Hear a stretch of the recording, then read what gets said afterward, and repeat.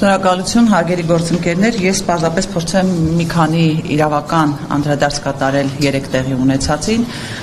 հետո իհարկե խնդրենք պարոն Օրբելյանին շատ ավելի մանրամասնի քայլերի հաջորդականությունը, որը պետք է իրականացնենք, 3 ինչ տեղի ունեցավ։ 3 կենտրոնական ընտրական հանձնաժողովը 2 ընտրատեղամասերում քվեարկությունները ճանաչեց անվավեր։ Այսինքն արդյունքները ճանաչեց անվավեր, թեև որոշման մեր ձևակերպումները այնպիսին են, որ շատ դժվար է հասկանալ, խոսքը վերաբերում է արձանագրությանը, խոսքը վերաբերում է արդյունքներին, թե ինչ, ես կարծում եմ այստեղ լրացուցիչ մանրամասն հետազոտության կարիք կա, ուզում ասեմ նույնիսկ այդ որոշումը այնքան փնթի է կայացվել, որ հասկանում ենք, թե որքան հեռու տարող նպատակներ ունեն։ Անվավեր ճանաչելու լիազորություն արդյոք ուներ կենտրոնական ընտրական հանձնաժողովը, իհարկե, ընտրական օրենսգիրքը այդպիսի հնարավորություն տալիս է, բայց միևնույն ժամանակ ընտրական օրենսգիրքը պահանջում է, որպեսզի տրվի գնահատական, թե արդյոք անվավեր ճանաչելու արդյունքում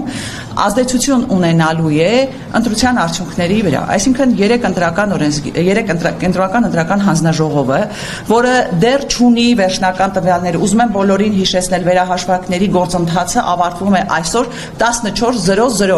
14:00-ին, այսինքն ընտրական հանձնաժողովը դեռ չունենալով վերջնական պատկերը, անվավեր է ճանաչում ընտրությունների արդյունքները 2 ընտրական տեղամասում, միևնույն ժամանակ չտալով գնահատական արդյունքների վրա ազդեցության հետ կապված։ Այնուհետև 95-րդ հոդվածը պահանջում է, որ կենտրոնական ընտրական հանձնաժողովը անվավեր ճանաչելու պարագայում, եթե առկա են 101 հոդվածի պահանջները, ինչի մասին քիչ առաջ խոսեցի, այսինքն արդյունքների վրա ազդեցությունը, պետք է նշանակի վերաքվեարկություն։ Հիմա այսպես շատ հանրային գործիչներ խոսում են այն մասին, որ բա օրինակ դուք եք խոսում, որ խախտումներ են կատարվել ընտրատեղամասերում եւ այլն, իսկ ինչու եք հիմա դժգոհում, հեսա կտեսնեք վերաքվեարկություն է նշանակվելու եւ այլն։ Ուզում եմ ասել, որ որևէ մեկը չի վստահում այսօրվա կենտրոնական ընտրական հանձնաժողովին եւ մեծ է մեր անհանգստությունը, որ կենտրոնական ընտրական հանձնաժողովը կարող է այդպիսի որոշում չկայացնել։ Հետևաբար գործողությունների հաջորդականությունը առաջինը իհարկե պետք է լինել վերաքվեարկության պահանջ ներկայացնելը, այնուհետև մենք ունենք նաև դատական համակարգով այդպիսի գործընթաց իրականացնելու պարտավորեցման մասին դիմում ներկայացնելու հնարավորություն։ Բայց ինչ եմ ուզում կարևորը մատնանշել, գիտեք, մենք խոսում ենք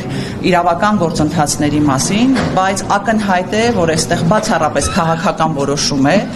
եւ քաղաքական որոշման նպատակը այն է, որպեսզի բոլոր հնարավոր միջոցներից օգտվել, որ Բարգավաճ Հայաստան կուսակցությունը չհայտնվի ազգային ժողովում, իսկ դա այսօր այս իշխանության համար իհարկե կենսական խնդիր է կայանում։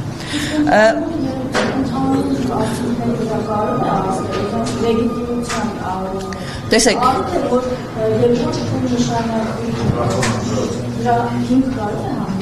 նույն 101 հոդվածը խոսում է այն մասին, որ եթե վերաքվեարկության արդյունքները այնուամենայնիվ չեն վերացնում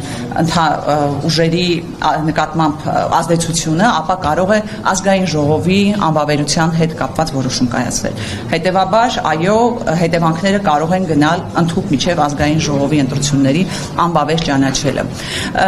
Ես կարծում եմ, պարոն Օրբելյանը շատ ավելի մանրամասն կխոսի նաև ընտրական օրենսգրքի կարգավորումների մասին, բայց քանի որ ես ունեմ այսօր այս ամբիոնը,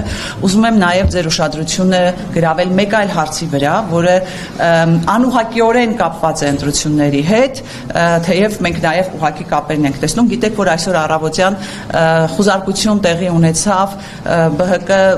պատգամավորի թեկնածու Արեգնաս Մանուկյանի տանը, մեր գործընկերոջ տանը, եւ ես ուզում եմ պարզապես մեկ անգամ եւս հրավիրել բոլորի ուշադրությունը այն կներեք ձևակերպմանս համար, բայց այն խուժանության վրա, որ տեղի է ունենում ամեն անգամ, երբ տեղի են իրականացվում են որոշակի քննչական գործողություններ։ Եթե հետևել եք տեսագրությանը, ապա քննիչները ուրեմն մուտք են գործում մարդու տուն առաջին հերթին առանց պատշաճ ներկայանալու, թե իրենք ովքեր են, եւ միայն մեր գործընկերոջ պահանջով է, որ բարեհաճում են ցույց տալ իրենց վկայականը եւ հավաստել, որ իրենք քննիչներ են եւ ոչ թե ինչ-որ խուլիգաններ, ովքեր մուտք են գործում մեր գործընկերոջ տուն։ Հետո երբ մեր գործընկերը պահանջում կայացնում է որոշումը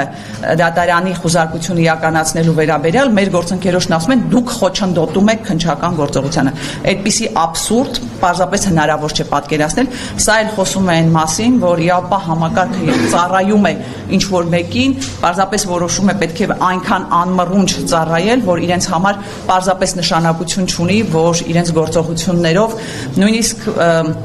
ոչ միայն այսպես կասկածի տակ են դնում ողջ գործընթացը, այլ նաև իրենց գործողություններով ողջ իրավապահ համակարգի նկատմամբ ստեղծում են ոչ վստահելի վերաբերմունք։ Իսկ ինչու Արեգնաս Մանուկյանեն ստանը խուզարկություն, որովհետև գիտեք, որ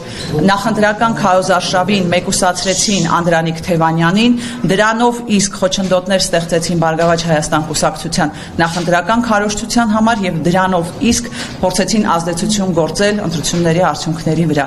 Այլ կերպ քան ընտրակեղծիկ եւ կամ ընտրախախտում ներողություն կոչել այդ գործողությունները հնարավոր չէ։ Շնորհակալություն։ Շնորհակալություն Տիկին Վարդանյան։